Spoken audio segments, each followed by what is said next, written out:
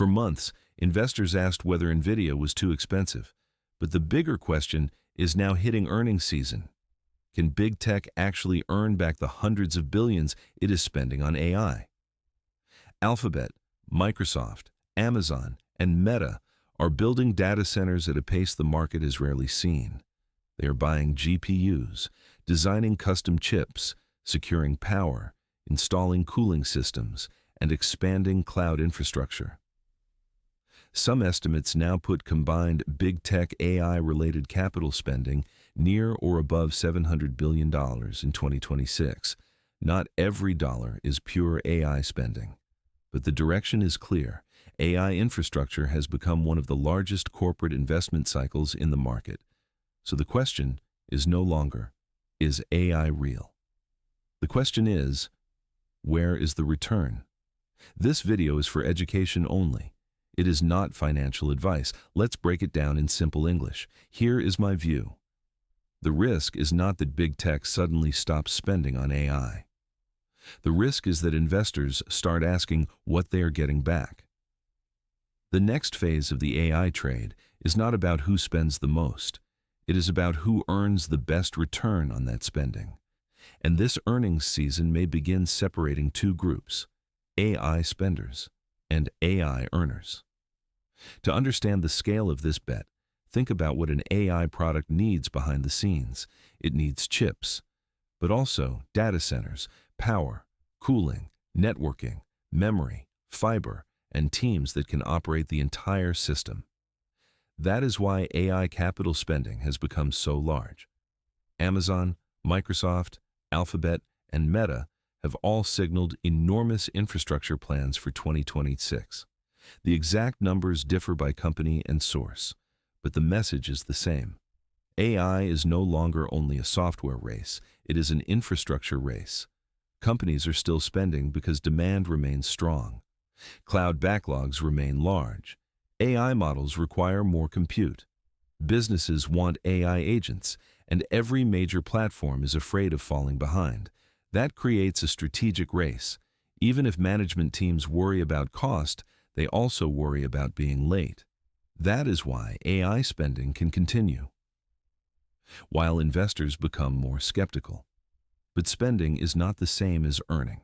Capital expenditure is money used to build long-lived assets, such as data centers and servers. The cash leaves the company now, but the expense appears gradually through depreciation over several years. In simple English, free cash flow feels the investment immediately. Reported profit may feel more of it later. That creates a timing problem.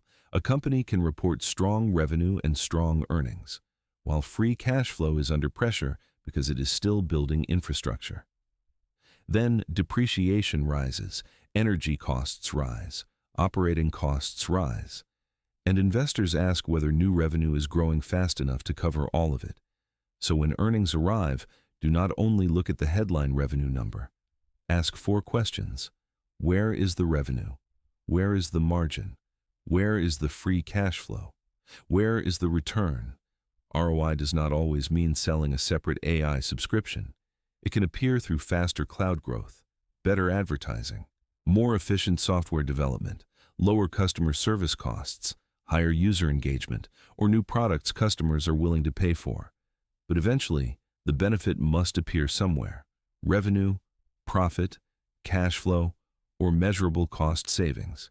This connects directly to the previous episodes. Nvidia sells the infrastructure. Broadcom helps big tech build custom AI systems. But the final question belongs to big tech. Can they turn AI infrastructure into profitable products? Nvidia can sell another generation of GPUs. Broadcom can grow custom accelerators and networking. The semiconductor suppliers can deliver excellent results. But if the companies buying the infrastructure cannot earn acceptable returns, the spending cycle becomes harder to sustain.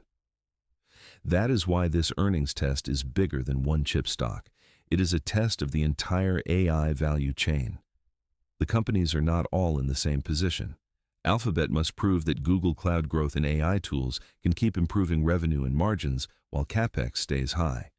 The key question is, can AI support profitable cloud growth, not just bigger infrastructure?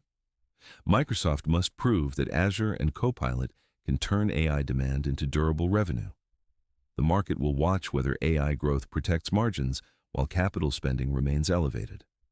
Amazon must prove that AWS can grow fast enough to justify the scale of infrastructure spending. Its risk is simple.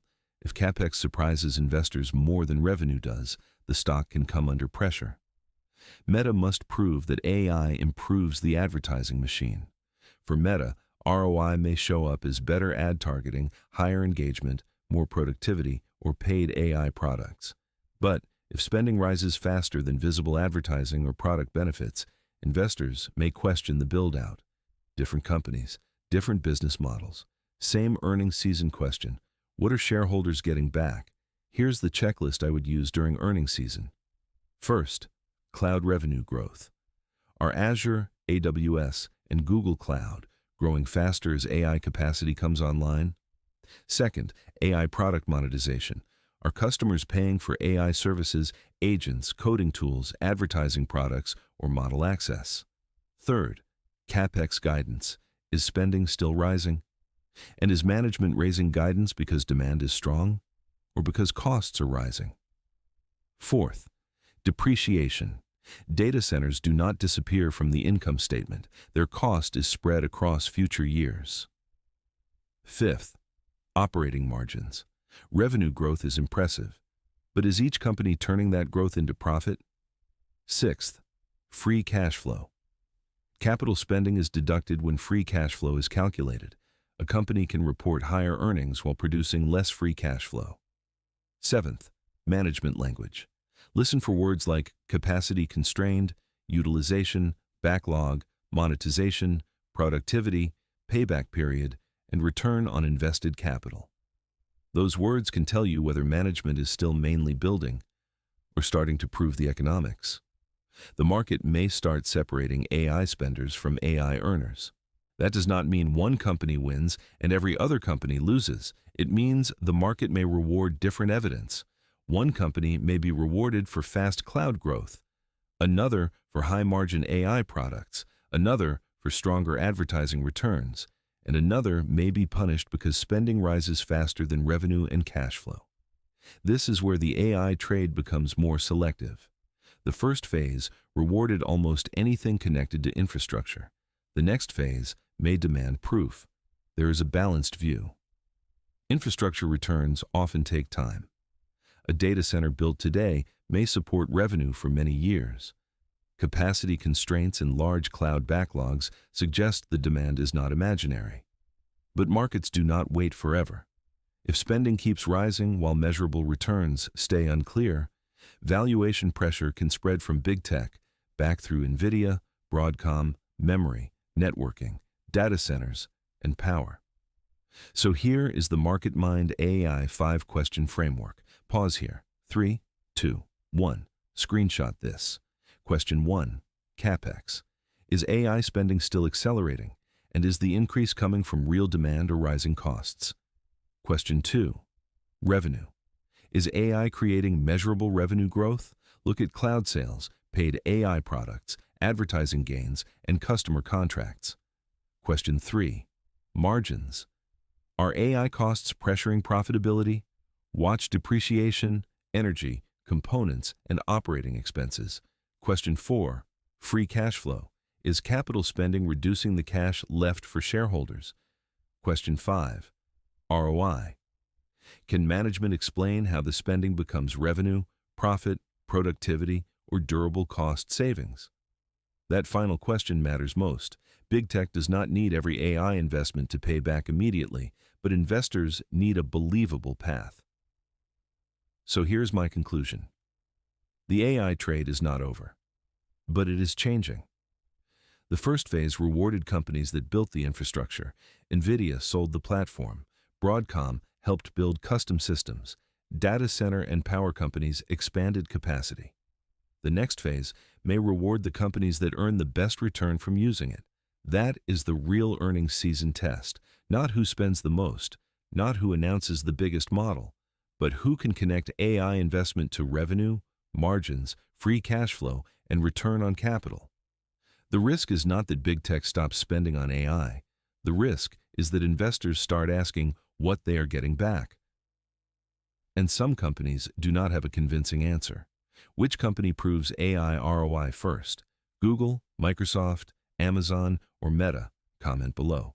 This video is for education only. It is not financial advice. We decode the markets. You make smarter decisions. I'm MarketMind AI. See you next time.